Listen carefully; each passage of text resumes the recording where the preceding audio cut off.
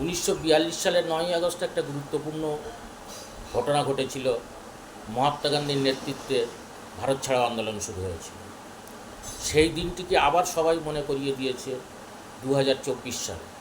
সেই দিন আমাদের অনেকের বোন কন্যাসম অভয়ার একটা মর্মান্তিক মৃত্যু হয়। 1 বছর হয়ে গেল। অভয়ার মা বাবা কেউ কি বিচার পেয়েছেন? তাদের বক্তব্য তারা বিচার পাননি। এই দীর্ঘ 1 বছর সময়ে একটা বিচার প্রক্রিয়া হয়েছে, যেখানে বিচারক বারবার দৃষ্টি আকর্ষণ করেছেন যে তদন্তে গাফিলতি। তদন্তে কি উঠে এলো? কিছুই কিন্তু জনগণ জানতে পারল না। মহামান্য কলকাতা হাইকোর্ট তার প্রধান বিচারপতি টি.এস. শিবাজ্ঞানম নিজে থেকে একটি সুমোটো জনস্বার্থ মামলা শুরু করেছিলেন।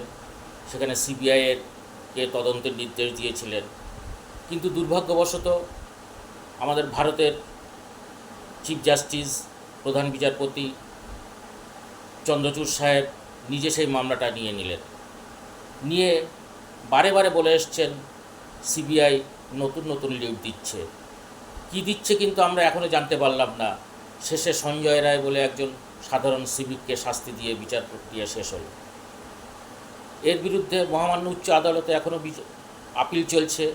তার ফলাফল কী হবে জানা যায়নি। কিন্তু 1 বছরে আমরা কিছুই পেলাম না। বিচারক বারবার দৃষ্টি আকর্ষণ করেছে তদন্তে গাফিলতির জন্য। আমরা চাই যে পুলিশ না করুক, সিবিআই ভালো করবে। কিন্তু অভয়ার কাণ্ডে দেখা গেল যে সিবিআই তেমন কিছুই করতে পারল না। পুলিশ যতটুকু এগিয়েছিল তার থেকে সিবিআই কিছুই করতে পারেনি। তাহলে 1 বছরে মানুষের হতাশার কারণ বিচার ব্যবস্থা কিছুটা, কিন্তু বিচার ব্যবস্থার কিছু করার নেই যতক্ষণ না তদন্তকারী সংস্থা কিছু করছে। এক্ষেত্রে তদন্তকারী সংস্থা পুরোপুরি ব্যর্থ। এই কারণেই বলতে হবে যে সুপ্রিম কোর্টে যখন প্রধান বিচারপতি বারবার বলছিলেন অনেক লিড পাওয়া যাচ্ছে, তদন্ত এগোচ্ছে, তাহলে কী এগোলো তদন্তে? সঞ্জয় রায়ের পরে আর কাউকে দোষী সাব্যস্ত করা গেল কি? একটা সাধারণ ছোট বাচ্চা যাদের সামান্য কাণ্ডজ্ঞান হয়েছে তারাও বুঝতে পেরেছে যে এটা একার দ্বারা সম্ভব না। তাহলে একজন মাত্র অভিযুক্ত, তদন্ত শেষ। আর এখনও যে তদন্ত প্রক্রিয়ায় যদি কিছু থেকে থাকে, কাউকে কেন ধরা হচ্ছে না, কাউকে কেন পাওয়া যাচ্ছে না? তাহলে মানুষ আস্তে আস্তে বিচার ব্যবস্থার উপরে আস্থা হারাচ্ছে, এবং এই আস্থা হারার কারণ হচ্ছে বিচার ব্যবস্থা নয়, তদন্ত প্রক্রিয়া। এই তদন্ত প্রক্রিয়ার প্রতি আমাদের যাতে আস্থা ফিরে আসে, আমি অনুরোধ করব যে পুলিশ হোক, সিবিআই হোক, ইডি হোক, তদন্ত প্রক্রিয়াটাকে যেন একটা যথাযথভাবে এনে মানুষের মনে আস্থা আনায়।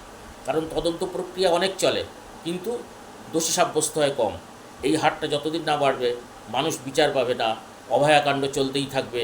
অভয়ার মা বিচার পাবে না, অভয়ার বাবা বিচার পাবে না, এবং আমরা যারা অভয়ার মতন কারোর বাবা, কারোর দাদা, আমরাও হতাশায় ভুগব। কারণ আমাদের আগামী প্রজন্মে অনেক অভয়া থাকবে। আমি জানি না তাদের কী হবে।